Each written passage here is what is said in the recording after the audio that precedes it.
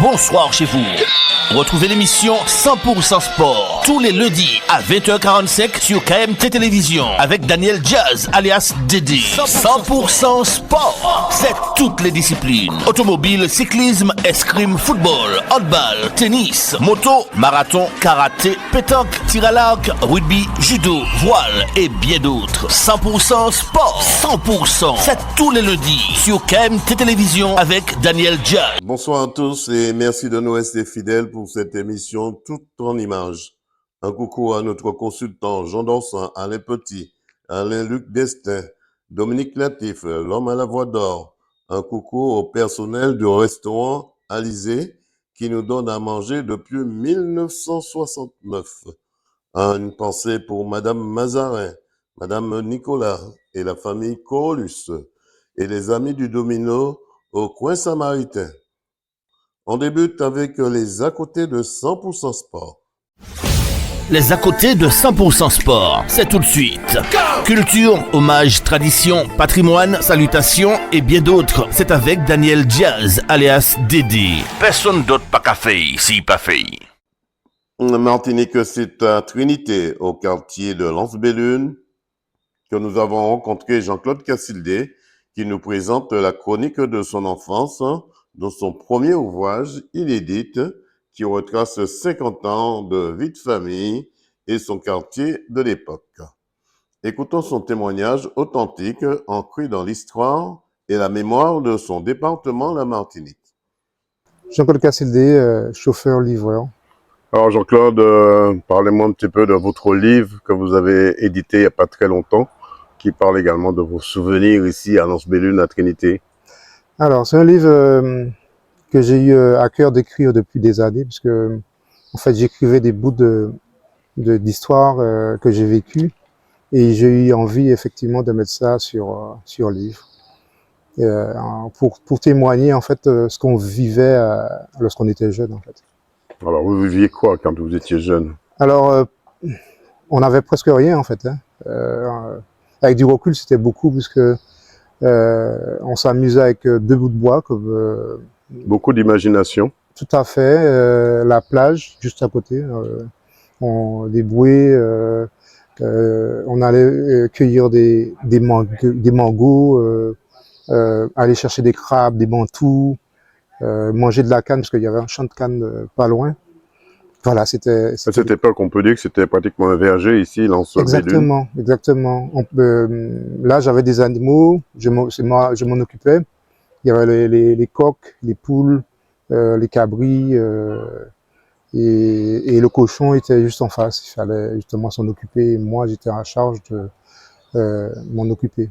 Et à côté, là, il y avait une fontaine publique où tout le quartier, en fait, puisque c'était un quartier vraiment pauvre, et on se devait de remplir des jerrycans pour pouvoir manger et boire, tout ça.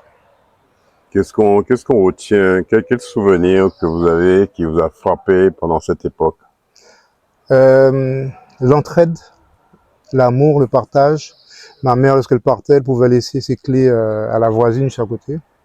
Et la voisine jetait un coup d'œil sur nous, les enfants, parce que on était quand même une fratrie de 7. Et on pouvait éventuellement vivre comme ça. Lorsqu'elle avait, par exemple, souvent comme on a les grands-parents qui sont à Sainte-Marie, ils nous donnaient des légumes, et elle partageait, et d'autres voisines donnaient le poisson. Donc c'était comme un troc, des échanges, et franchement, quelque chose qu'on a vraiment perdu. 40 ans après, cette génération n'est plus la même aujourd'hui? Tristement, mais on va pas non plus confronter les générations, c'est pas le but, mais simplement de remettre en valeur ce qu'on avait de plus cher, c'est-à-dire l'amour, le partage. Voilà, c'est tout ce qu'on avait, et pour moi, c'est tout ce qui me manque aujourd'hui. Selon vous, est-ce que la nouvelle génération va trop vite? En fait, on ne peut pas non plus dire ça, parce que c'est leur génération en fait. Mais en fait, je pense qu'il y a eu un manque de transmission, il y a eu une coupure, selon moi, parce que je suis pas non plus sociologue, mais il y a une coupure pendant un moment où finalement les gens ne savent pas reconnaître la valeur des choses, la valeur vraiment des choses. parce qu'on court après tout plein de choses, sans pour autant pouvoir donner ou permettre aux gens de nous connaître vraiment, quoi. Qu'est-ce qu'on retrouve principalement dans votre ouvrage? Ben justement, c'est ça, c'est cette transmission-là. Revenir en fait de ce qu'on faisait avant, c'est-à-dire, comme j'ai dit, hein, le partage, jouer, parce que je parle plus de mon enfance qu'autre chose, jouer avec très peu de choses. J'avais qu'un seul jouet, un avion, je l'ai écrit dans le livre, où finalement ma mère le mettait sur l'armoire, et puis la fête des innocents, je pouvais l'utiliser. Pour moi, c'était comme si c'était quelque chose d'extraordinaire, alors qu'à l'époque, on pouvait, je me rappelle que avec des arbres, on pouvait faire, avec une boîte de sardines, on pouvait faire des petites voitures. On était très, très créatifs à cette époque-là. C'était vraiment une époque en temps longtemps, on va appeler ça En temps comme ça. longtemps, et pourtant, je me sens encore jeune. Mais en fait, franchement, c'est juste ça. Parce que, je sais pas, même mes enfants, ils ne savent pas en fait qu'on a vécu comme ça en fait. On a vécu avec vraiment peu de choses. Tout était recyclé, on jetait pas comme ça. Il fallait justement, par exemple, lorsqu'on mangeait, on avait le cochon qu'on donnait les restes et après on mangeait le cochon. Donc c'était comme ça en fait. En fait, avec du recul, je pensais à l'époque que j'étais vraiment pauvre, mais avec du recul, on avait une richesse immense parce que en cette période, par exemple, il y avait déjà des mangos qui fleurissaient, il y avait déjà la canne qu'on pouvait aller, on manquait de rien, quoi. Mais lorsqu'on le vivait, on ne pensait pas qu'on était aussi riche. Le fait de voyager, vous étiez dans le nord de Paris, à Gonesse. Le fait Oui. de voyager, ça vous a permis d'ouvrir les yeux aussi? Oui, et notamment dans les îles à côté de la Martinique, de revoir en fait comment les gens vivent, par exemple à Dominique ou Sainte-Lucie. En fait, on a l'impression que c'est pas le même monde parce que eux, ils sont encore dans cette optique-là, entre de vivre autrement et plus simplement. Et ça me donne encore une façon de revoir les choses, de revoir mon enfance. Qu'on peut se procurer dans votre livre Déjà à Cultura Lamentin. Et ça se passe très bien et j'ai trouvé des gens effectivement qui m'aident à pouvoir effectivement trouver ce livre en fait. Qu'est-ce qu'on peut vous souhaiter pour cette année 2026? Beaucoup d'amour, nos jeunes vraiment qui sont dans les difficultés et qu'on n'arrive pas justement à leur permettre d'être en paix, d'être différents, de chercher autre chose que ce qu'ils sont en train de chercher, de vivre, quoi, et de se calmer, de se poser, quoi. On vous souhaite de ne pas baisser les bras si ce n'est pour retrousser vos manches. Merci. Voilà un ouvrage qui, jadis, me semble-t-il, retrace une enfance, une famille et un quartier rempli de souvenirs pour Jean-Claude Cassildé. Reportage Daniel Diaz, 100% Sport, KMT Télévision. Martinique, c'est dans les hauteurs de Fort-de-France, au quartier Bellevue, au supermarché Le Rond-Point, Leclerc, que nous avons retrouvé pour vous l'historien Christian qui nous fait le tour de l'exposition. Donc Bellevue, c'est le quartier, on va dire, où Fort-de-France a débordé sur la Pointe des Nègres. Bellevue, c'est la fameuse croix de Bellevue qui a aujourd'hui disparu et où se trouve la maison du gouverneur à l'époque et où effectivement, il y a 50 ans, on avait des maisons, on va dire huppées. La bourgeoisie foyalaise s'installait à Bellevue pour bénéficier des alizés, etc. Et c'était quand même un quartier emblématique de Fort-de-France. Et puis la ville a débordé sur Pointe des Nègres, on va voir ça tout à l'heure. Et effectivement, le quartier avec l'église de Bellevue et le stade Louis Achille a porté son nom. J'ai envie de dire que Bellevue est plus connu que Pointe des Nègres. Parce que Bellevue, effectivement, il y avait le quartier, il y avait le stade Louis Achille, qui était le premier hippodrome de l'île. Et puis il y avait l'église de Bellevue qui, effectivement, a rassemblé autour d'elle des maisons dispersées, une population. Elle a joué son rôle. Et puis, on descend vers la Pointe des Nègres, vers le littoral, on va dire ça, qui est complètement vide. C'est une zone de campagne. C'est la campagne à la ville, avec des moutons, des bœufs, des campèches, boîtiers-bombes, etc. Et une vie de la campagne. Et de cette Pointe des Nègres, si on va vers le littoral, on va effectivement retrouver l'appontement où les pétroliers de la Shell s'installaient. Ils s'installaient là, le pétrole était pompé et amené dans des réservoirs géants du côté du Temple Adventiste. Et puis il y a cette fameuse romerie de Pointe des Nègres que l'on ignorait, que tout le monde découvre, qui a aujourd'hui disparu, mais qui à l'époque a joué un grand rôle entre les années 30 et avant la guerre pour exporter le rhum vers la France. Effectivement, avec son style particulier, installer son œuvre à l'effigie. Alors, deux mots sur le stade Louis Achille. Louis Achille, beaucoup de gens ignorent, hein, Monsieur Louis Achille a été le premier professeur agrégé d'anglais de la Martinique, sorti majeur de sa promotion. Il est rentré au pays, il a enseigné au lycée Chelsière, mais il avait aussi beaucoup investi dans le sport. C'est à lui que l'on doit la maison du sport de Fort-de-France, du côté du Fort Saint-Louis, qui a disparu aujourd'hui.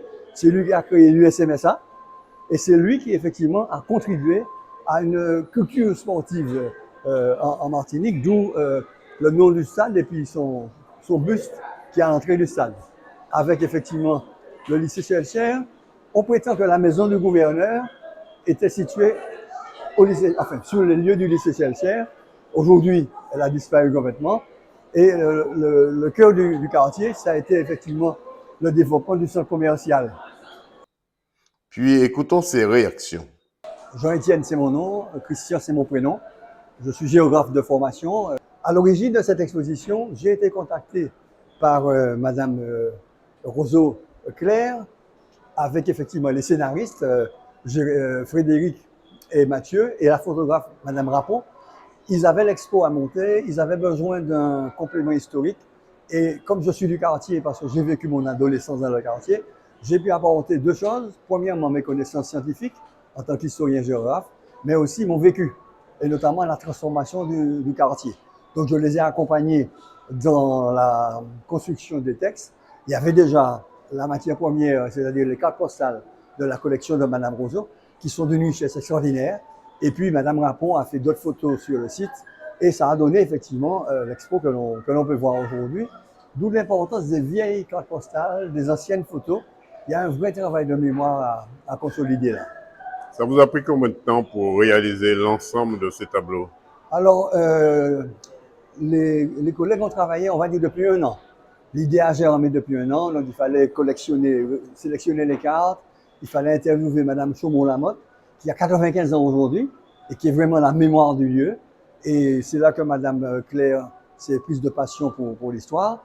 Et puis, en un mois, pratiquement, on a construit la mise en scène, si je veux dire, de l'expo, puisque les photos étaient déjà prêtes, les textes ont été préparés. Ça a été rapidement vite, ce qui fait qu'elle a été inaugurée début janvier. Qu'est-ce qu'on peut vous souhaiter pour cette année 2026? Cette année 2026 a démarré sur les chapeaux de roue. C'est mon point de vue. Hein. On est déjà dans les soldes, on est déjà dans le carnaval, les galettes, etc.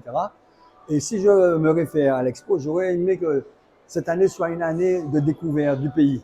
Parce qu'on s'ouvre le pays, on passe sur des lieux chargés d'histoire sans savoir ce que c'est. Et le rond-point se prête bien parce qu'avant, vous avez vu, c'était la campagne. Aujourd'hui, c'est un centre commercial. Voilà une exposition inédite de hier et d'aujourd'hui, présent à l'étage du supermarché Le Rond-Point jusqu'au 30 janvier 2026. Reportage Daniel Diaz, 100% Sport, KMT Télévision. Martinique, c'est dans la commune du Gros-Morne que nous avons rencontré Michel Oudin, écrivain, qui nous parle de ses 6 ouvrages avec Madou Sirop et Bons Épices, Les Hibiscus Rouges et le Jardin Fleuri, La Petite Étoile, La Princesse Yumi et le Chevalier, Les Recettes des Antilles et son tout dernier, Fifi, le Filao de Noël. Écoutons les réactions de Michel Oudin. Michel Oudin, auteur de littérature jeunesse. Alors pourquoi avoir créé ces romans? Vous êtes à votre 6e roman. Pourquoi avoir créé tous ces romans pour les jeunes? De quel âge et quel âge? Oui, alors je dirais plutôt que ce sont des contes pour les enfants, bilingues, en français et en créole, pour les enfants entre voilà, jusqu'à à peu près 10 ans, mais c'est vrai qu'il n'y a pas d'âge réellement pour lire les contes, donc on peut les lire un peu plus tard, surtout que les histoires ici sont bilingues, en C'est bon français et en créole. pour ceux qui n'ont pas eu le temps de lire vos contes, ça peut aller jusqu'à 7 à 77 ans. Exactement, comme dit l'adage. Qu'est-ce qu'on peut... Alors, vous avez commencé à écrire depuis quand? Madou Siwe et Bons Épices, le premier ouvrage, hein, Mhm. Madou Siwe et Bons Épices, Madou Siwe et puis Bons Épices, qui a été écrit pour parler de la gastronomie, des fruits, des légumes et surtout des bonnes recettes que nous avons ici en Martinique. Moi, j'écris pour les enfants, Madou Siro et Bons Épices, Madou Siro et puis Bons Épices. C'est un conte gourmand qui se passe dans un pays imaginaire où tout est en sucre et surtout qui évoque les bonnes douceurs de chez nous, Philippot, nougat pistache, rivière coulis de corosol, etc. Avec tout ça, on prend de l'âge. Oui, on devient gourmand, mais dans le livre, tout est équilibre. Donc, ce personnage que j'ai appelé Marmelade, petite fille gourmande mais débrouillarde, doit quand même trouver le secret de l'équilibre alimentaire dans ce premier ouvrage. Le second ouvrage que j'ai appelé Hibiscus rouge et le jardin fleuri, Coquelicot rouge et puis jardin fléria, eh bien, c'est une histoire de flore de chez nous. Pourquoi? Parce que un jour j'étais justement je visitais un jardin, j'ai vu cette belle fleur d'hibiscus et je me suis un peu renseignée sur cette fleur et j'ai appris qu'elle venait d'Asie et cette phrase m'a inspirée. Une fleur qui vient d'Asie et qui devient l'un des symboles de la Martinique, l'un des symboles même touristiques de la Martinique. Et il faut dire aussi que nous retrouvons l'hibiscus dans tous les jardins, quelle que soit la commune de la Martinique. Le troisième ouvrage, ici, où es-tu petite étoile? C'est une question qui est posée sur la faune nocturne de chez nous, donc les animaux de la nuit. Donc ici, j'ai voulu parler des animaux de la nuit et en particulier la petite grenouille que nous appelons l'ilode, la lowite de chez nous, qui fait ces chants nocturnes tellement exceptionnels, hein, qui rendent notre nuit martiniquaise exceptionnelle. Donc pour permettre aux enfants de découvrir la nuit et également de protéger nos animaux de la nuit et de les connaître également. Qui ça qu'a passé en Tiwaya? Que se passe-t-il dans le tiroir? Alors, une question. On peut dire que c'est un livre bilingue. Pareil. Créole et français. Voilà, créole, français et puis créole, puisque Martinique donc a parlé des langues. Donc, pour moi, c'est normal d'écrire les livres en deux langues. Dans un beau tiroir en mahogany, il y a un certain nombre d'objets et chacun de ces objets évoque une fête du calendrier. Le jour de l'an qui vient de passer, l'épiphanie, Pâques, fête des mères, fête des pères, la Toussaint, etc. Donc pour moi, à travers ces objets qui se trouvent dans le tiroir, c'est l'occasion de dire aux enfants que nous avons des fêtes, 8 mai 1902, 14 juillet, etc., etc., qui ne sont pas arrivées là par hasard. Donc il nous faut célébrer, qu'il ne faut pas oublier. Il y en a certaines qui sont historiques, qui sont importantes. Et pour moi, c'était l'occasion d'en parler. Et la princesse Yomi et le chevalier. Une histoire de princesse et de chevalier, parce que pourquoi pas, en Martinique, nous pouvons nous aussi avoir nos princesses et nos chevaliers. Mais c'est surtout une histoire de rencontre, une histoire d'amitié, c'est vrai, mais une rencontre entre la Martinique avec ses traditions, qui sont représentées par la princesse Yomi, et la rencontre de ce chevalier qui vient de l'espace et qui apporte la nouveauté, le numérique, le digital. Et pour moi, c'était l'occasion de dire aux enfants que nous vivons dans un monde où la modernité s'impose à nous, hein, dans toutes nos actions, mais en quelque part, nos traditions sont aussi importantes.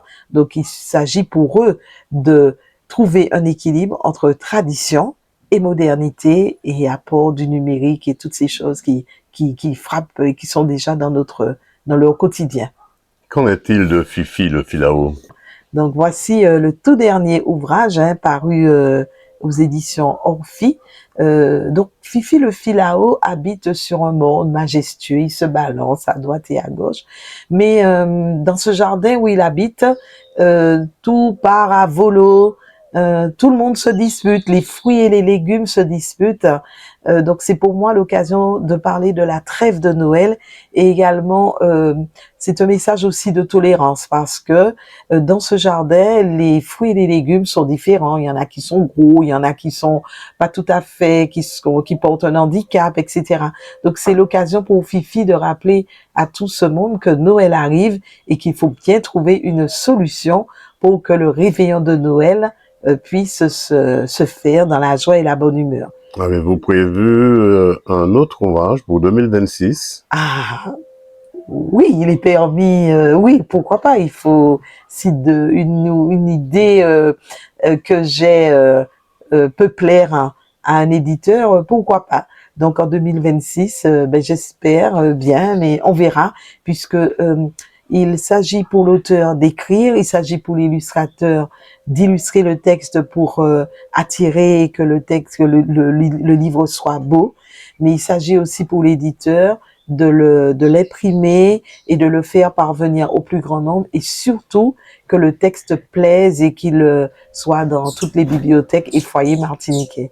Et d'ailleurs. Qu'est-ce qu'on peut vous souhaiter pour cette année 2026? Eh bien, une bonne santé également littéraire, et je souhaite également à tous les téléspectateurs de KMT, voilà, une bonne santé littéraire, qu'ils puissent aussi lire. C'est vrai que nous avons les portables, tous, qui apportent aussi des informations, mais n'oublions pas que le livre, c'est un ami, surtout pour les enfants. La lecture est essentielle à leur développement. Donc, je souhaite à tous de bonnes lectures. Voilà un écrivain qui, par son travail pour les enfants du monde, avec ses 6 contes en bilingue, a marqué l'identité culturelle de la Martinique, de la Guadeloupe, de la Guyane, ainsi que Paris et sa région. Reportage Daniel Diaz, 100% Sport, KMT Télévision.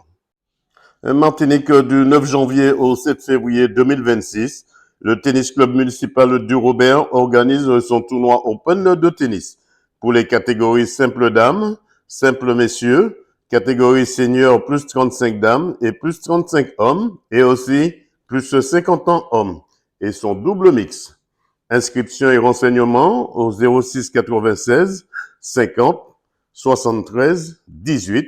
Je répète, 06 96 50 73 18. L'Open de tennis du Robert, c'est du 9 janvier au 7 février 2026, avec la ville du Robert, la Ligue de tennis de Martinique, les établissements Tilo, DD News Martinique, 100% Sport et KMT Télévision. Oui. Ah non! Ah, ça arrivait, oh. Mais pas qu'à c'était tout. Allez, Kai CAD. CAD, Caribbean Automotive Diffusion. C'est le spécialiste de la vente de pièces détachées pour véhicules japonais et coréens. Daewoo, Nissan, Hyundai, Getz, Kia, Sorento, embrayage asiatique et bien d'autres. C'est aussi des commandes rapides et soignées. Une équipe dynamique autour de Charles pour vous servir en toute tranquillité. Pas dit ou pas te savent. CAD Mandiou. C'est au 16 rue Voltaire au Terre-Séville. Ouvert du lundi au vendredi de 8h à 17h sans interruption. Le samedi 8h 12h. Le mail caribbean.automotive@gmail.com. CAD, c'est le spécialiste de pièces détachées qu'il vous faut sans défaut. Téléphone 05 96 60 16 80. Le fax 05 96 73 11 27. CAD, imité mais jamais égalé. Maman, écoutez, vous venez de perdre un proche, quel que soit l'endroit. Faites appel à Yoldi. Yoldi, le funéraire, c'est notre affaire. Thanatopracteur, soins d'hygiène, conservation temporaire. Toutes vos prestations funéraires sur l'île et à l'étranger. C'est l'affaire de Yoldi, 24 heures sur 24. Yoldi, toute une équipe à votre service et un service à la hauteur de vos désirs et de vos intérêts. Yoldi, c'est la maison funéraire qu'il vous faut dans le Nord, au Marigot. Téléphone fixe 05 96 53 65 67. Le portable 45 49 93. Yoldi, partenaire officiel de 100% Sport. Automobiliste, attention con. Arrêtez-vous à Vito, bout de Trinité et Vito de l'Union à Sainte-Marie. Yannick et son équipe vous invitent à venir faire le plaid d'énergie de votre voiture, camion, moto, etc.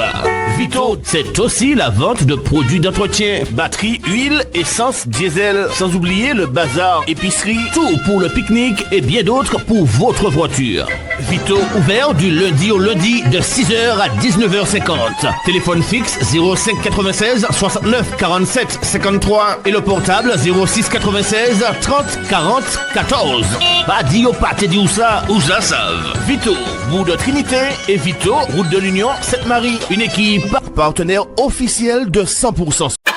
Taxi, pièces auto, TPA. C'est la qualité, les compétences, les prix les moins chers du marché. C'est aussi la vente de véhicules d'occasion garantie toute marque en export vers les dom-toms. Taxi, pièces auto, TPA. C'est aussi la possibilité de payer en plusieurs fois, de faire votre financement de dernière minute au cas où ça sauve. Taxi, pièces auto, TPA. C'est deux adresses pour vous servir. En France hexagonale, téléphone plus 33 775 774 773.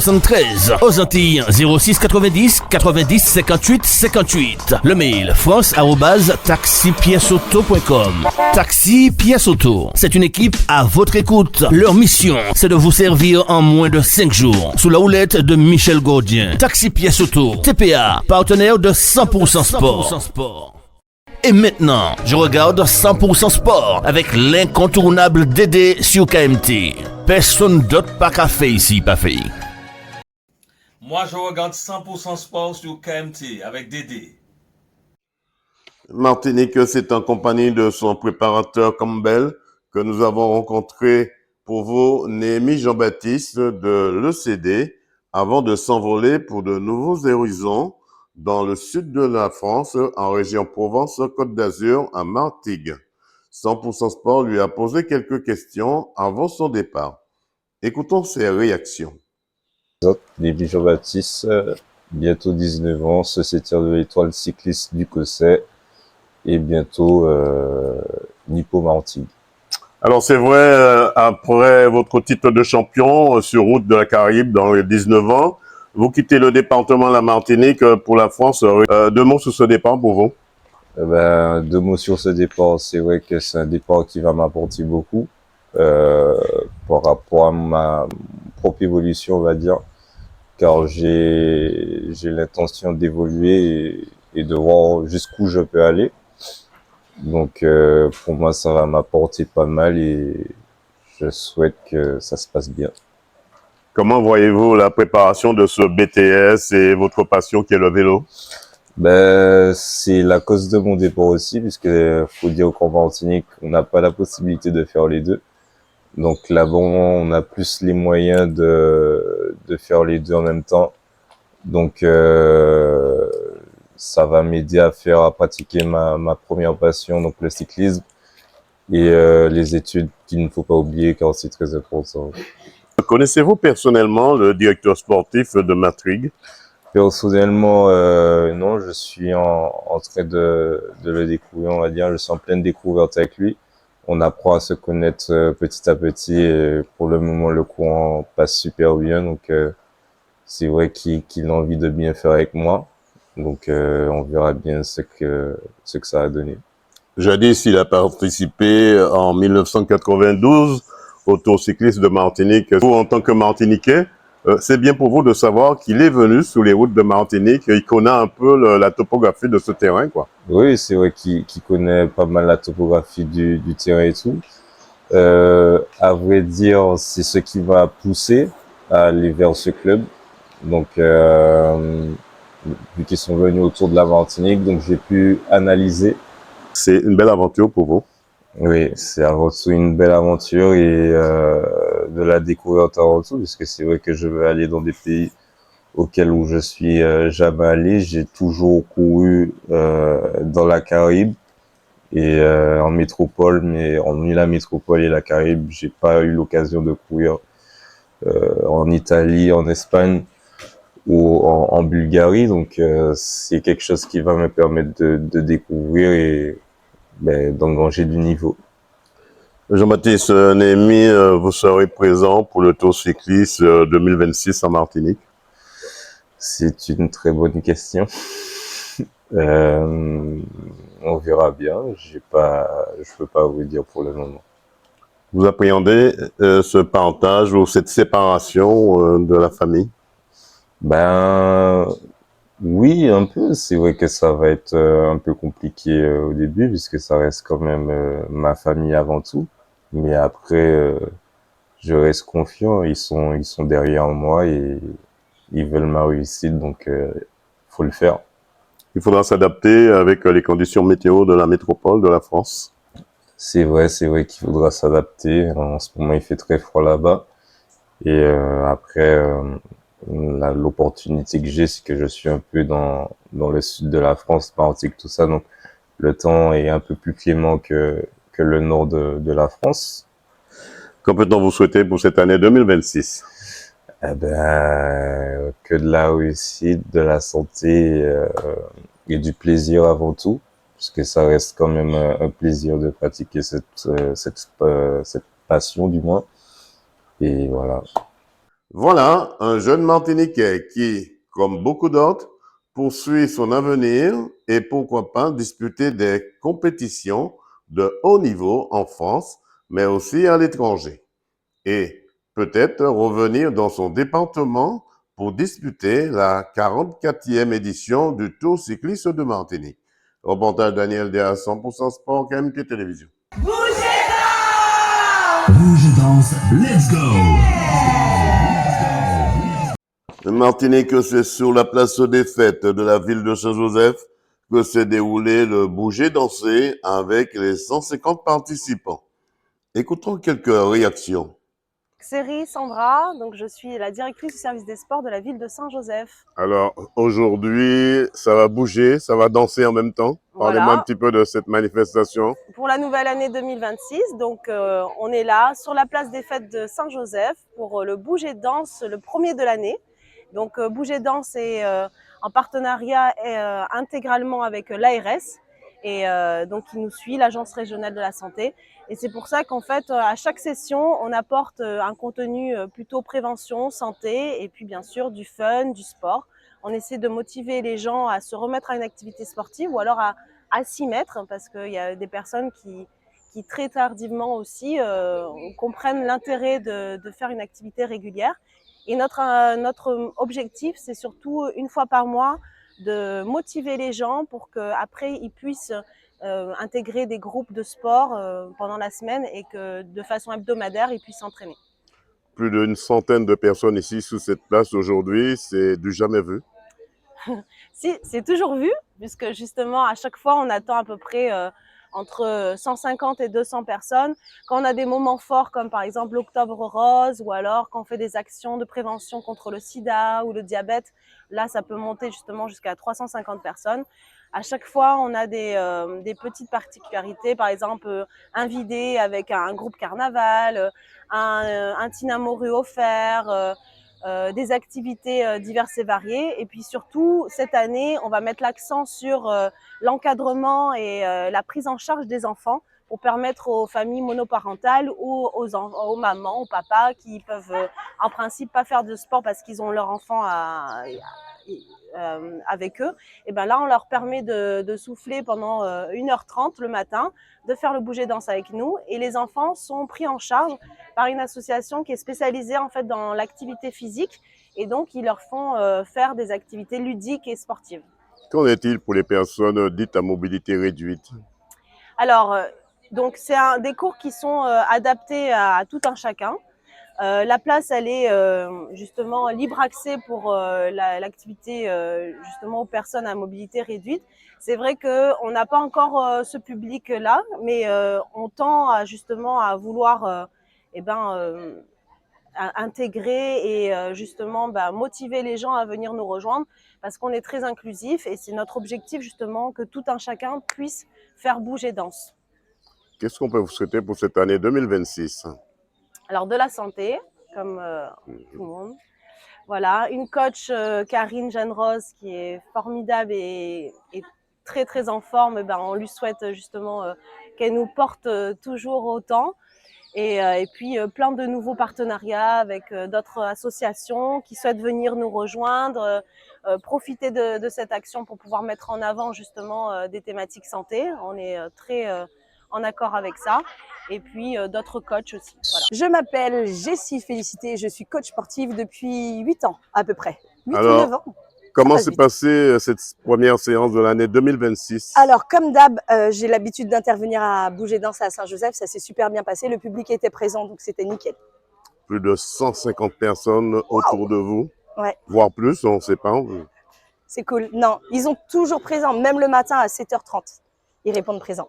Alors c'est vrai, c'est une passion pour vous, mais une activité également pour ceux qui viennent ici. C'est ça, c'est ça. Une fois C'est par une mois. fois par mois. Ouais. Moi, j'interviens pas forcément une fois par mois à Saint-Joseph, mais il y a tout le temps un bouger danse pour justement faire bouger tout le monde, petit comme grand, ça attire vraiment, vraiment tout le monde. Comment trouvez-vous le lieu? Nickel, ils l'ont refait, c'est génial. Merci au maire de Saint-Joseph. Je vais me faire taper sur les doigts. Non, c'est génial. Qu'est-ce qu'on peut vous souhaiter pour cette année 2026? Alors, pour moi et même pour tout le monde, la santé pour pouvoir justement continuer à faire une super activité physique. On a vu que les invités adhéraient à votre chorégraphie. Ça fait un moment qu'ils vous suivent aussi. Alors oui, j'ai des nouveaux comme des anciens. Après, ce que j'essaye de proposer pour que ça soit accessible à tout le monde, c'est des chorés quand même assez faciles et assez répétitifs. Je fais de la danse fitness. Donc, tout ce qu'on fait à droite, on fait à gauche. Donc, c'est plus ou moins simple. 100% Sport vous souhaite de ne jamais baisser les bras si on est pour retrousser vos manches. Yes! Voilà un bouger dansé qui revient une fois par mois sur la place des fêtes avec Jessie. Le plus grand bonheur des dames et quelques hommes présents. Reportage Daniel Diaz, 100% Sport, KMT Télévision. Rouge danse, let's go! Martinique, c'est au Hall des Sports de Saint-Joseph que le HBC Hirondelle Basket Club avait rendez-vous avec le Golden Lion U18 pour le début du championnat. Écoutons les réactions des deux entraîneurs. Alors, je m'appelle Kouf Jonathan, je suis coach des U18 du Golden Lion Basketball, la section masculine. Les Kouf qui sont très impliqués dans le basketball. Alors, dans quelles conditions se trouve votre équipe ce matin face à l'Hirondelle? Eh bien, ils sont sereins, ils s'échauffent, ils font leur routine d'habitude. Maintenant, c'est clair que c'est une équipe qu'on ne connaît pas, donc on va devoir s'adapter très rapidement. Et mais mes joueurs sont disciplinés et je pense que ça ira. Comment s'est passée la fin du championnat pour vous? Alors là, on est sur la phase aller, c'est le dernier match de la phase aller. On est 5e au classement, donc on a le 24, le Golden Star, le Black Star et l'Intrepid qui sont devant nous. Ce sont des équipes quand même qui ont beaucoup de jeunes évoluant dans les catégories seniors masculines déjà. Donc ce sont des équipes un peu plus expérimentées que nous. Nous, on a beaucoup de première année U18, ça veut dire ils étaient l'année dernière pratiquement tous en U15. Mais on n'est pas ridicule face aux meilleurs, donc on continue à travailler et puis dans quelques années, on espère pouvoir être parmi les premiers du classement. Voilà. Tout ce qu'on souhaite, c'est un lion indomptable, le Golden Lion, c'est de sortir ses griffes. Oui, bien sûr. Et de ne jamais baisser ses bras. Toujours, voilà. Oui, la Serge, entraîneur des U18 de l'Hirondelle du Marais. Alors Serge, comment va se passer déjà? Dans quel état d'esprit se trouve l'équipe l'Hirondelle? Alors, on est dans un état d'esprit où c'est la reprise. Ils se sont entraînés, moi j'étais absent avec l'entraîneur adjoint. Ils sont motivés, mais j'ai un groupe plus sur les études. Donc parfois c'est difficile de les avoir puisque ils ont les devoirs, mais en termes d'entraînement, c'est enrichissant. C'est-à-dire qu'ils adhèrent à ce que je leur demande. Ils sont très volontaires à faire ce qu'il faut faire. Là, nous rencontrons le Golden Lion cette année pour la première fois. On vient de la jouer, c'est dans l'esprit de jouer. Et un truc qu'on retient dans notre groupe, on n'est vraiment pas pour cette affaire de violence, de dispute inutile, c'est respecter l'adversaire. C'est important d'inculquer à ces jeunes cette catégorie, d'abord, comme vous dites, de respecter non seulement l'adversaire, mais de respecter également les arbitres. Oui, alors c'est important parce que dans la philosophie que nous sommes là maintenant, si nous on le fait pas en tant qu'entraîneur, en tant que responsable, qui le fera? Et il est de notre devoir, une fois qu'on est entraîneur, coach et tout ce qui s'ensuit, on a une équipe en main, la première des choses, c'est de prendre du plaisir, emmener le plaisir. Non la violence, non les choses qui énervent, mais prendre du plaisir. Qu'est-ce qu'on peut vous souhaiter pour cette année 2026? Sincèrement, la réussite scolaire de tous les gamins de Martinique. 100% Sport vous souhaite de ne jamais baisser les bras sur les pour retrousser vos manches. Merci. Voilà, un début du championnat qui débute très mal pour les Hirondelles de Basket Club qui se sont réveillés et se sont mis en question à la dernière minute alors que le Golden Lion avait déjà pris le large sur le score de 58-41. Reporter Daniel Diaz, 100% Sport. Martinique, c'est sur la Grande Terre en Guadeloupe, à Petit Canal, que s'est déroulé un tournoi de pétanque où tous les coups sont permis et la mise à l'honneur de Monsieur Martel, ancien bouliste de l'association Les Doigts aux 7 couleurs, avec 48 équipes participantes, soit 86 boulistes, des communes de Bain-Mahault, Cap-Esterbello, Monalo, la Guyane, le Moule, les Trois-Rivières, Petit-Bourg, Petit-Canal, Pointe-à-Pitre, Port-Louis, Sainte-Rose, Saint-François et bien d'autres j'en passe, suivi de la remise des prix. Écoutons quelques réactions. Bonjour, je suis Monsieur Kaopanapouli Jean-Claude, Diwidi à la pétanque, président du Pétanque Club de Petit Canal. Alors, parlez-moi de cette manifestation de pétanque encore. Vous rendez hommage à un grand monsieur ici aujourd'hui? Le club est en partenariat avec l'association de Monalo, les 7 couleurs, les joueurs des 7 couleurs, en mémoire. Pourquoi rendre hommage à ce grand monsieur? Il était joueur à l'époque à l'étoile de Monalo, et puis il était un peu fatigué, il ne pouvait plus jouer à la pétanque. Donc, c'est un gars qui portait beaucoup au niveau de son club à Monalo, et l'équipe de l'association de Monalo m'a demandé est-ce que ce serait possible pour lui faire un grand mémoire pendant qu'il est vivant, quoi. C'est important pour vous de rendre hommage à ces personnes de leur vivant? Oui, c'est très important parce qu'après leur décès, on dit mémorial intel à droite et à gauche, ces gens-là ne voient pas, mais c'est pendant leur vivant qu'on doit faire quelque chose pour eux. Et ça nous fait plaisir au club de Petit Canal qui sont parmi nous, quoi. Oui, on va mettre à l'honneur aujourd'hui. C'est eux qui sont tête à eux. Depuis qui t'ont joué la pétanque? Ça fait un bon moment, modéré, depuis un accident. Et moi, dans d'autres, j'étais à la fois, puis c'est dans la musique, hein, et d'autres fois, c'était d'autres au travail, pas au travail là, à chaque fois, sinon de temps en temps, pour rentrer dans nos travaux, pour habiter. Intéressant. Ça va faire un plaisir aujourd'hui de voir que va mettre à l'honneur. Tes amis frères, c'est grâce à moi, s'ils connaissent des bitins et la pétanque et la pêche. 70 participé et tu bien dans la musique. Autant parler à Belzénon. Tu as fait la guerre d'Algérie aussi? Oui, parce que c'est moi qui ai fourni les hommes, c'est bien dit. En Orléans, on fait des bulles, c'était qu'à étudier et d'autres.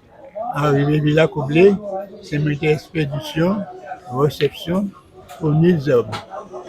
Alors, je suis Madame Béatrice Saint-Marc, présidente de l'association Les Doigts aux 7 couleurs. Alors, présidente, parlez-moi un peu de cette association, Les Doigts aux 7 couleurs. Pourquoi Les Doigts aux 7 couleurs? Alors, Les Doigts aux 7 couleurs, effectivement, j'ai voulu donner le nom de l'association, Les Doigts aux 7 couleurs, parce qu'effectivement, je disais, on a les mains, les doigts de la main, où on doit tout faire. Les couleurs, ce sont les couleurs de l'arc-en-ciel, les couleurs de la joie, d'accord? Et c'est en ce sens que j'ai voulu mettre en place, créer cette association pour pouvoir aider, accompagner et comment je pourrais dire ça, soutenir les gens qui sont dans le besoin.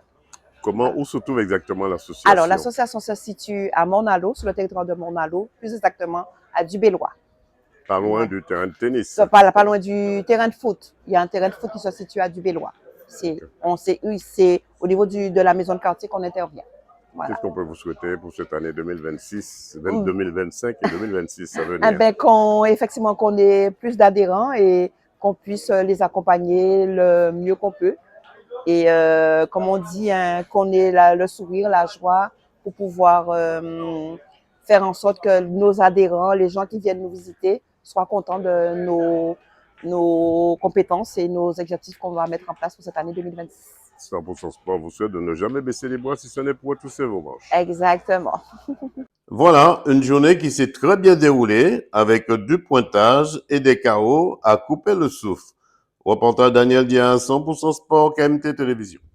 Martinique, après un rassemblement comme d'habitude sur le parking de Hall des Sports du Lamentin et un départ à 6h45, puis un arrêt à Rivière-Salée pour récupérer le président Bernard Bolosier. C'est dans la commune des Trois-Îlets que s'est tenue l'avant-dernière étape de la 26e édition du Rando Tour. Avec au programme, visite de la ville par le rond-point du Golfe, le rond-point Citron à l'entrée de la ville de la commune des Trois-Îlets, la mairie et son puits d'eau et son histoire, l'église du Bourg, l'ancien hôpital et la place du Marronnage avec l'historien Serge Pin. Puis c'est sur la place du bord de mer que s'est terminée cette visite avec de la danse et le fameux Tinet Mouru. Écoutons quelques réactions et le bilan du président Bernard Bolosier.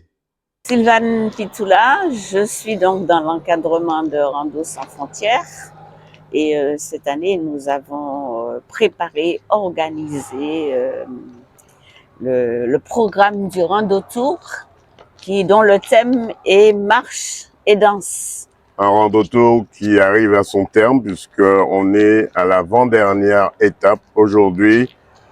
On partira du Lamentin pour aller aux Trois-Îlets. Voilà. Quel sera le programme? Alors aujourd'hui, le programme il est très spécifique et très intéressant puisqu'on va donc être reçu par la ville de Trois-Îlets avec un programme très chargé. On aura bien entendu la visite de la ville et un tunnel en Maurice qui sera offert par la mairie. Donc, nous pensons passer une très très bonne journée. Avec un bon gratin, quoi. Un bon gratin, oui. On a toujours avec nous une quarantaine de personnes.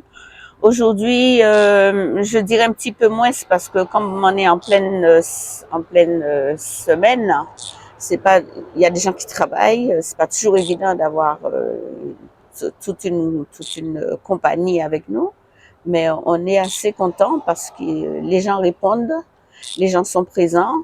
La majorité des personnes sont âgées de 30, 40, 50 et plus. Donc, je pense qu'il arrive à un moment où ils ont besoin de sortir de chez eux, ils ont besoin de s'évader, ils ont besoin de rencontrer d'autres personnes, de partager, d'échanger et surtout de passer un excellent moment. Parce qu'en général, quand on sort comme ça, on fait la connaissance de nouvelles personnes et la communication, le dialogue s'établit très vite. On rappelle un peu le programme. Le départ se fait toujours ici à 6h30. Au Lamentin. On se donne rendez-vous à 6h ici au Lamentin. Le bus, en général, quitte les lieux entre 6h30. C'est au moins le quart s'il y a des retardataires. Parce que, vous savez, c'est pas toujours évident pour tout le monde d'être au même endroit à la même heure. Et puis, on se dirige tranquillement vers le lieu où on est attendu. Le plus souvent, on a un guide, un historien, un géographe aussi des fois, qui nous explique l'histoire, le passé, comment la ville a été construite, pourquoi, qui commande, comment le nom a été donné à la ville. Et c'est très intéressant parce que c'est des choses qu'on n'a pas forcément appris dans les livres. Et il n'est jamais trop tard pour s'informer, pour se cultiver. On vous souhaite bon courage. Merci beaucoup. Serge Pin, je suis élu municipal en charge de la culture aux Trois-Îlets et aussi historien. Qu'est-ce que vous avez apporté à ce groupe de randonneurs ce matin? Donc c'est faire découvrir le patrimoine, le riche patrimoine de la ville des Trois-Îlets.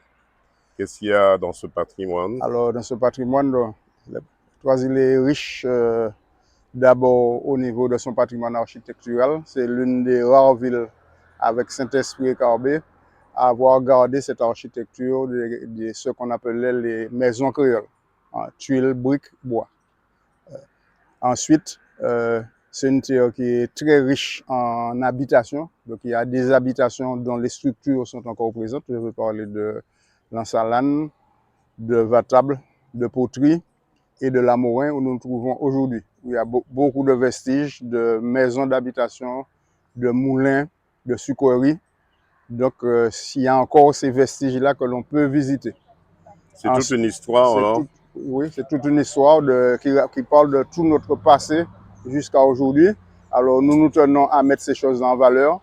Nous avons aussi au Trois-Îlets 3 fortifications. Le fortin de l'île Aramier, le fort d'Allée, le fortin de la Pointe du Bout, et puis une petite batterie. Il y a l'église qui est classée monument historique. Donc, nous avons un patrimoine qui est très riche, sans même parler du patrimoine environnemental, où contrairement à tout ce que l'on raconte sur les Trois-Îlets, que Trois-Îlets est bétonné, nous sommes peut-être la ville la plus protégée avec 82% de notre territoire en espace vert protégé. J'aime dire ça parce qu'on entend tellement de choses racontées sur les Trois-Îlets sans vérification et que nous faisons un effort justement pour mettre en valeur ce patrimoine, non seulement de mettre en valeur les sites existants, il y a aussi l'hôpital, l'ancien hôpital que nous allons visiter, qui sera transformé en un lieu au niveau économique et culturel avec des salles d'exposition, ateliers d'artistes, galeries d'exposition, musées. Donc nous faisons un effort pour mettre en valeur ces sites, Donc nous faisons un effort pour restaurer ces sites et les mettre en valeur. Nous avons une collection de tableaux de maîtres comme Coco Onekoai, par exemple, qui a vécu aux Trois-Îlets. Il y a des gens comme Ina Césaire, la femme d'Aimé Césaire, qui est née aux Trois-Îlets, dont le collège juste derrière nous porte le nom. Nous avons Marie-Thérèse Julien Longfou, pareil, qui a vécu à Poterie, dont la bibliothèque des Trois-Îlets porte le nom. Et puis nous essayons de faire un travail de la connaissance de notre histoire, c'est-à-dire qu'environ une fois par mois, pendant toute l'année, il y a des conférences sur notre histoire, sur connaître notre histoire, notre environnement. Donc notre philosophie au niveau de la culture, c'est Racine Pays nous. C'est ce qui est notre philosophie pour notre culture, c'est mettre en valeur notre patrimoine, notre histoire, pour que nos générations qui arrivent connaissent cette histoire et que nous sachions qui nous sommes pour savoir où nous allons. Donc c'est une philosophie politique qui dirige toute notre action au niveau de la culture. 100% Sport vous souhaite de ne jamais baisser les bras pour retrousser vos manches. Ok, merci. Alain Bollonger, quel bilan peut-on tirer de cette avant-dernière, on va dire, déplacement de la fin de ce rando-tour qui a commencé depuis le mois de juillet? Oui, c'est vrai, depuis le 14 juillet, nous avons donné le départ de la 26e édition du rando-tour avec comme thématique Danse avec le rando-tour. Cette thématique se décline selon 2 axes. La première, danse citadine à travers les villes qui nous accueillaient, puis la deuxième, l'initiation à la danse, parce que la danse, comme ça, c'est une thérapie. Alors, déjà, pourquoi la randonnée citadine? Premièrement, parce que bon, on ne voulait pas que les randonneurs, après, arrivent à la deuxième partie fatigués, n'étant pas dans l'élan, dans l'ambiance, pouvoir faire la danse. Donc, on a évité les longues randonnées. Donc, une randonnée citadine à travers une ville et qui a pour objectif aussi de permettre aux Martiniquais, à ceux qui sont avec nous, de mieux découvrir les villes d'accueil. Parce que souvent, on dit, bon, je traverse Saint-Esprit, je traverse Montrouge ou Trois-Îlets, donc je connais ces villes. Ce n'est pas vrai du tout. Vous connaissez l'artère principale que vous traversez et encore, vous ne connaissez absolument rien de cette ville. Donc, premièrement, les randonneurs qui avaient des a priori sur une randonnée citadine se sont rendus compte qu'avec Rando sans frontières, cette randonnée citadine s'est déroulée selon une randonnée intelligente, parce qu'à chaque randonnée, on avait soit un élu de la ville ou un historien ou un animateur socioculturel qui nous a permis d'arpenter la ville, de connaître ses attraits, ses éléments les plus importants qui caractérisaient un peu la ville sur le plan historique, politique, avec ses projets et tout. Et deuxièmement, bon, nous avons des animateurs qui nous ont suivis à chaque étape et a eu l'occasion d'initier, de développer, d'initier, de faire la démonstration de la danse qu'ils pratiquent dans leurs ateliers. À chaque étape, on avait une moyenne de 50 de participants, sans compter les vacanciers qui nous rejoignaient sur la piste pour participer à ces manifestations, ces rencontres ludiques, sympathiques et conviviales. Donc, je peux dire sans fausse modestie que ce fut plein succès pour la 26e édition du Rang de Tour avec cette thématique. Je retiens de l'intervention de mon ami Serge Pin, qui est un historien, et effectivement, qui nous a comblés pour son savoir, ses connaissances. Et je retiens la politique qui a été mise en place par la ville de Trois-Îlets concernant les ronds-points. Les ronds-points, me semble-t-il, après ces interventions, sont des lieux d'histoire, ce sont des lieux de rencontre. Et les ronds-points qui sont là, ce sont des ronds-points qui ont des significations historiques concernant notre identité culturelle, notre passé. Donc c'est très important. D'ailleurs, je pense que ce serait l'occasion de faire une émission sur la signification des ronds-points en Martinique. Nos randonneurs vont regarder autrement les ronds-points de la ville de Trois-Îlets. Donc, une grande richesse. Merci encore à Serge Pin. Et puis pour la rentrée de Rando sans frontières, donc le programme est déjà fait. Et nous continuons à marcher la tête et les jambes. Nous continuons à proposer des randonnées intelligentes, parce que nos randonnées, ce ne sont pas uniquement des randonnées ludiques pour dire oui, on était content d'avoir traversé sous les bois, d'avoir vu les oiseaux, mais nous aimons bien dire que reste-t-il après les clameurs. Il faudra que la randonnée apporte quelque chose sur le plan de la santé, sur le plan de la connaissance intellectuelle, culturelle et historique à celui qui pratique la randonnée. La randonnée, c'est un outil d'animation, la randonnée, c'est un outil économique, la randonnée, c'est un outil culturel, la randonnée. Voilà une randonnée de la ville des Trois-Îlets qui, me semble-t-il, s'est très bien déroulée pour tous, avant de se retrouver dans la commune du Morne-Rouge pour la fin de cette édition 2025. Reportage Daniel Diaz, 100% Sport, KMT Télévision.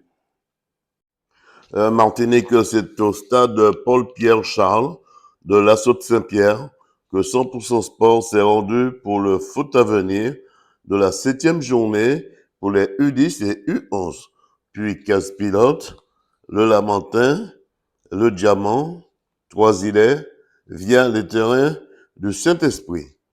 Écoutons les quelques réactions. Valad Gianni, manager général de l'Assaut de Saint-Pierre. Alors, parlez-moi un peu de cette 7e journée de ce foot à venir ici pour les jeunes à Saint-Pierre. Alors, aujourd'hui, 7e journée de foot à venir, comme vous le dites, ça nous tenait à cœur de commencer l'année en recevant ce plateau aujourd'hui avec les équipes du secteur, donc Samaritaine, Club Colonial, Silver Star, l'Assaut même. Donc, c'est toujours un plaisir pour les jeunes de jouer, de se rencontrer, de montrer ce qu'ils ont appris, ce qu'ils savent faire. Et nous, c'est dans notre logique sportive à l'Assaut, c'est toujours essayer d'emmener les jeunes à s'amuser, surtout à cet âge-là. Avec toutes ces équipes, est-ce que l'Assaut sortira son épingle du jeu? Nos jeunes travaillent pour ça, donc j'espère en tout cas ce serait une juste récompense pour eux de réussir à montrer que comme d'habitude ils sont toujours dans le haut niveau, dans le haut du panier des jeunes de la Martinique.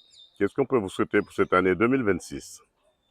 Pour cette année 2026, c'est surtout la santé, surtout pour les jeunes, la santé, pour le club, que la santé sportive aussi soit là, que le club financièrement continue à être stable, et que les équipes de jeunes de l'Assaut et seniors et féminines restent toujours aussi sereines et aussi stables dans leurs résultats sportifs. Le foot à venir a de l'avenir? Comme son nom le porte, en tout cas le foot à venir tel qu'il est organisé a de l'avenir pour la Martinique. Donc j'espère que ça va continuer, ça permet aux jeunes de se rencontrer, de se développer, de bouger aussi, de se voir. Donc c'est très important. Et voilà, faut pas oublier qu'on travaille pour l'Assaut. Personnellement, mon travail aussi pour la Martinique. Donc c'est l'essentiel. Johan Cupid, entraîneur de la Samaritaine. Alors Johan, dans quel état d'esprit se trouve votre équipe, la Samaritaine? Comme d'habitude, nos jeunes ils sont prêts. Ils s'entraînent très dur pour ce genre de compétition. Là, on prépare une compétition qui aura lieu la semaine prochaine.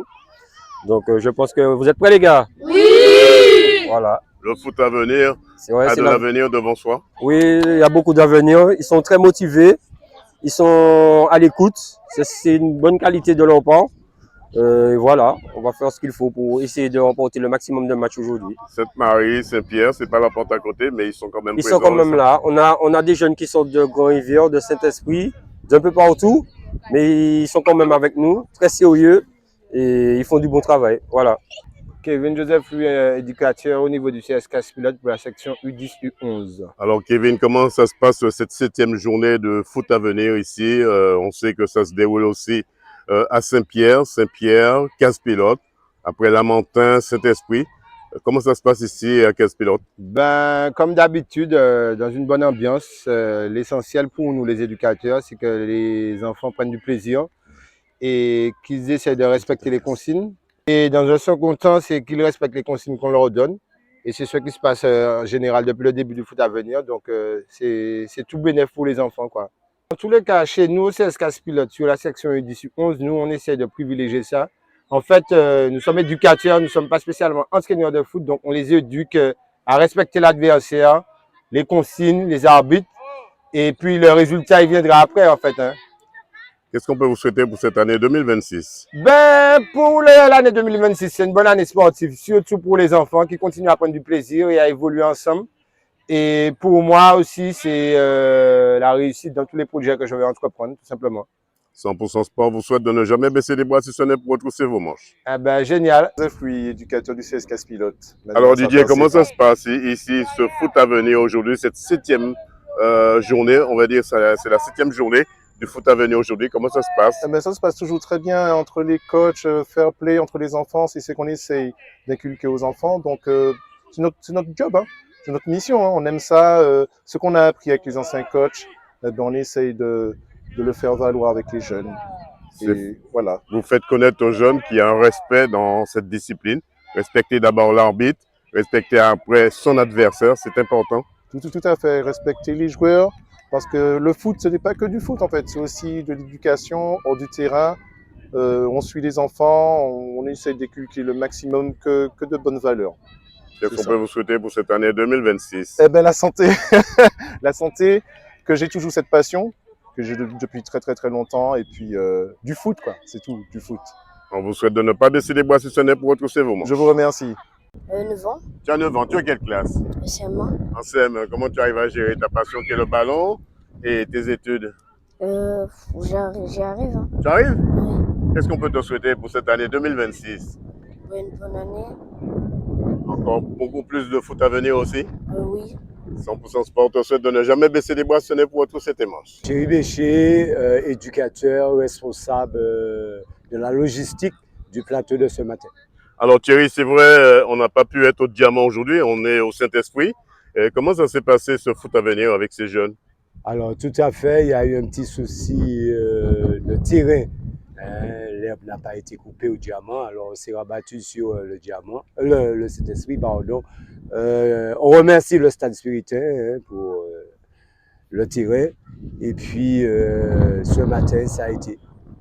Alors les jeunes se sont bien comportés? Dans l'ensemble, oui. Dans l'ensemble, oui, il y avait 2 plateaux avec plusieurs équipes, et ça s'est très bien passé. Qu'est-ce qu'on peut leur souhaiter pour cette année 2026? Qu'ils continuent, et puis aussi que les responsables du foot à venir continuent à œuvrer pour ce football. C'est un beau projet, ce foot à venir qui a été mis en place par la Ligue de football. C'est un beau projet aussi, un beau produit. Oui, c'est un bon produit parce que ces enfants-là n'ont pas de championnat. Alors, ils se retrouvent sur différents terrains contre certaines équipes qui ne vont peut-être pas rencontrer de sitôt. On peut dire qu'avec eux, tous les coups sont permis. Tout à fait. Donat Jérôme, éducateur au sein des U11 à l'émulation. Alors Donat, comment ça se passe? Alors c'est Donat? Donat, oui. Donat, comment ça se passe avec les jeunes de l'émulation? Ça se passe plutôt bien. Dans l'ensemble, effectivement, nous avons beaucoup de jeunes au sein de l'émulation, dans les sections jeunes. En U11, on en a pas mal, mais on arrive à s'organiser avec l'ensemble du staff éducateur. On s'organise pour pouvoir effectivement permettre aux enfants de s'épanouir le week-end sur des rencontres comme ça. Donc aujourd'hui, nous étions normalement invités sur le Diamant qui n'a pas pu recevoir. Donc on a été délocalisé au Saint-Esprit. Nous avons pu présenter 3 équipes, d'accord, qui ont bien mouillé le maillot et fait le taf pour la matinée. Est-ce qu'un foot à venir qui a de l'avenir vraiment dedans? Ah, énormément. Franchement, énormément. D'année en année, on constate que le niveau en fait qu'il y a sur les jeunes dès 10 ans est largement plus élevé qu'il y a déjà quelques années. Et il y a beaucoup d'avenir dans ces jeunes, pas uniquement à l'élimination, je parle en globalité. Et c'est que du bon pour le futur. Alors c'est du bon pour le futur. Alors c'est vrai, c'est pas un championnat, il n'y a pas de compétition pour Mandit. C'est des jeunes qui se rencontrent. C'est vraiment une histoire de camaraderie aussi. Exactement, parce qu'en fait, assez souvent, et c'est pour ceux qui ont commencé jeunes, par exemple, qui ont commencé à 6 ans ou à 8 ans, ils ont pu retrouver des gamins, des camarades qu'ils ont déjà côtoyés auparavant. Donc en fait, c'est tout un circuit amical qui fait un groupe. Bien sûr, quand ils se rencontrent sur le terrain, ils sont adversaires. Mais une fois que le coup de sifflet final est annoncé, ils retrouvent effectivement le côté copain et se donnent déjà rendez-vous pour les prochaines rencontres, pour ce tournoi. Ça reste un jeu aussi pour eux. C'est très important de rester dans le cadre du jeu, de ne pas trop le focaliser sur le tournoi, à part si c'est un tournoi effectivement. Mais même dans le tournoi, il faut garder le plaisir, parce qu'une fois que le plaisir est sorti et parti, ce sera différent et c'est pas la même approche. 100% Sport vous souhaite de ne jamais baisser les bracelets pour retrousser vos manches. Ok, ouais, merci bien. Voilà, une matinée autour du ballon rond avec les éducateurs et les enfants de 10 à 11 ans, soit 6 plateaux au total. Reportage Daniel Diaz, 100% Sport, KMT Télévision.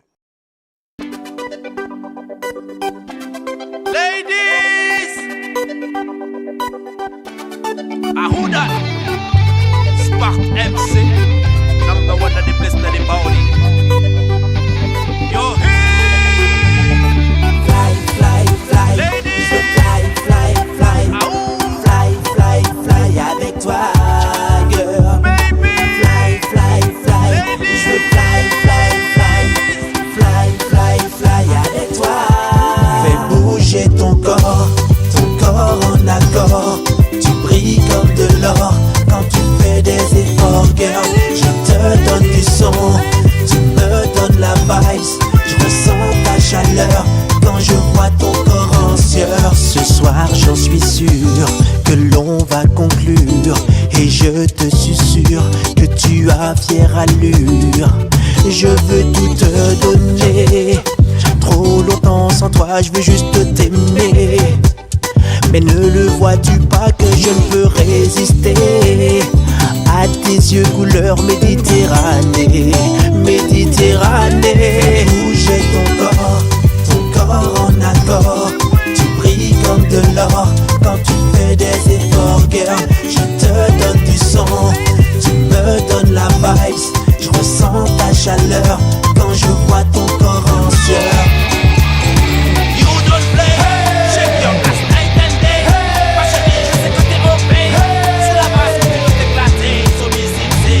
Quand des hanches me donne chaud. Hey, je kiffe quand tu fais le show. J'aime ton style et j'aime ton flow. Quand tu bouges ton corps, jamais tu ne fais trop. Your body tonight.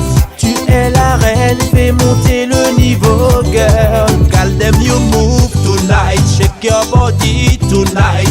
Non, n'aie pas peur, vas-y, suis le tempo, girl. Il faut que je te dise,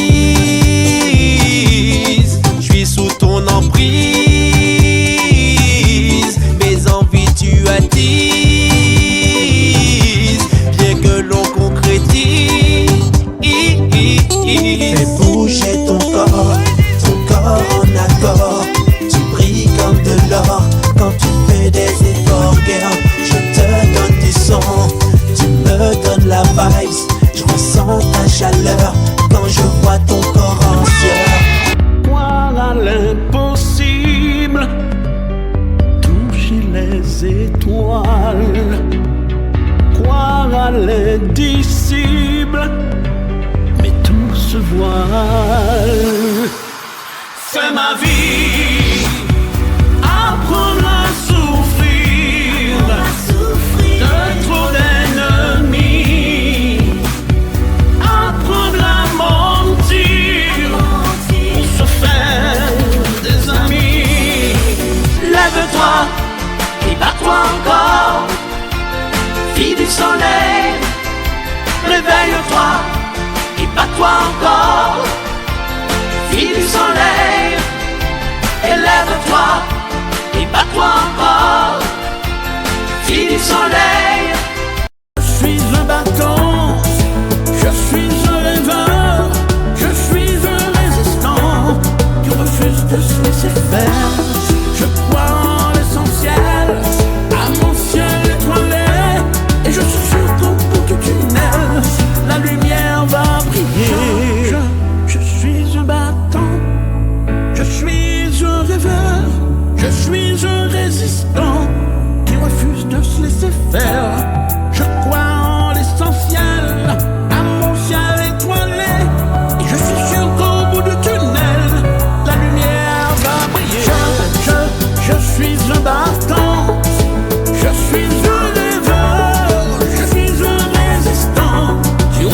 danse les effets. Je crois en l'essentiel, à mon ciel étoilé. Et je suis sûr qu'au bout du tunnel, la lumière va briller. Alors je continue de chanter, de rêver, en espérant qu'un jour on criera liberté. Voilà, c'est la fin de cette émission, tout en images. Rendez-vous lundi prochain. Un coucou au restaurant au Père là-bas, en particulier Ariel et ses collègues. Soyez prudentes et prudents sur les routes. Pour ma part, je vous dis bonsoir chez vous. Bonsoir chez vous. Retrouvez l'émission 100% Sport tous les lundis à 20h45 sur KMT Télévision avec Daniel Jazz alias Dédé. 100% Sport, c'est toutes les disciplines. Automobile, cyclisme, escrime, football, handball, tennis, moto, marathon, karaté, pétanque, tir à l'arc, rugby, judo, voile et bien d'autres. 100% Sport, 100%, c'est tous les lundis sur KMT Télévision avec Daniel Jazz.